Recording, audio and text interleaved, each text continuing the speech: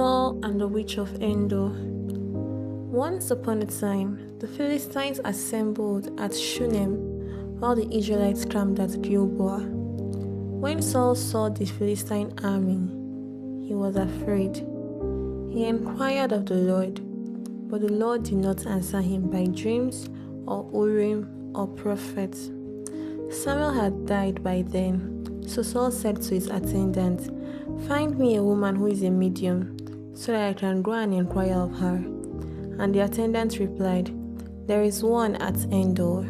So Saul disguised himself, putting on other clothes, and at night he and 2 men went to the woman. "Consult a spirit for me," he said, "and bring up for me the one I name." But the woman said to him, "You know that Saul has expelled all the mediums and spiritists from the land. Why do you still want to put me in trouble?" Then Saul swore to her, "You will not be punished." Then the woman asked, "Whom shall I bring up for you?" "Bring up Samuel," Saul replied. When the woman saw Samuel, she cried at the top of her voice and said to Saul, "You are King Saul." Then King Saul said to her, "What do you see?"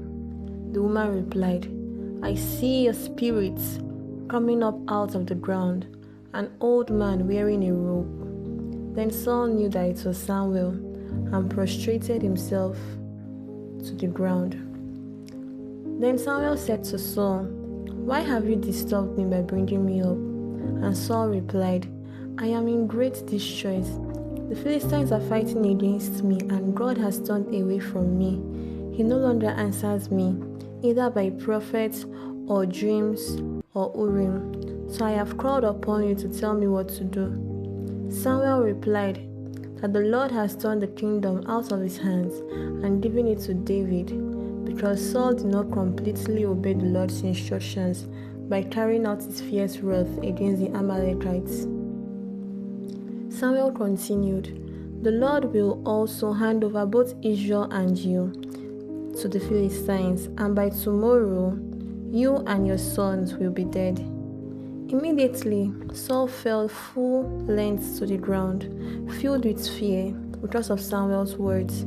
His strength was gone, for he had eaten nothing all that day and night. When the woman came to Saul and saw how greatly shaken he was, she persuaded him to eat some food, but he refused and said he will not eat. His men had to join the woman in urging him before he eventually accepted. The woman slaughtered a young cow and baked bread without yeast. She set it before Saul and his men to eat, and they ate. That same night, they got up and left. And true to Samuel's words, when the Philistines were fighting against Israel, they killed Saul's 3 sons, Jonathan, Abinadab, and Malchishua.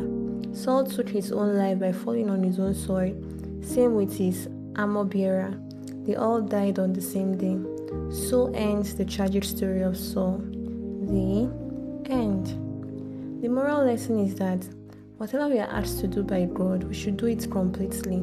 Complete and not partial obedience, because partial obedience is tantamount to disobedience, and disobedience can have grave consequences, sometimes costing your life. Another moral lesson is that we should not go to the places that are not pleasing to God. Saul went to go and consult a medium, which was part of disobedience to God's instructions. So thank you so much for watching. Please like this video and subscribe. Bible Animation Story channel loves you all. Bye.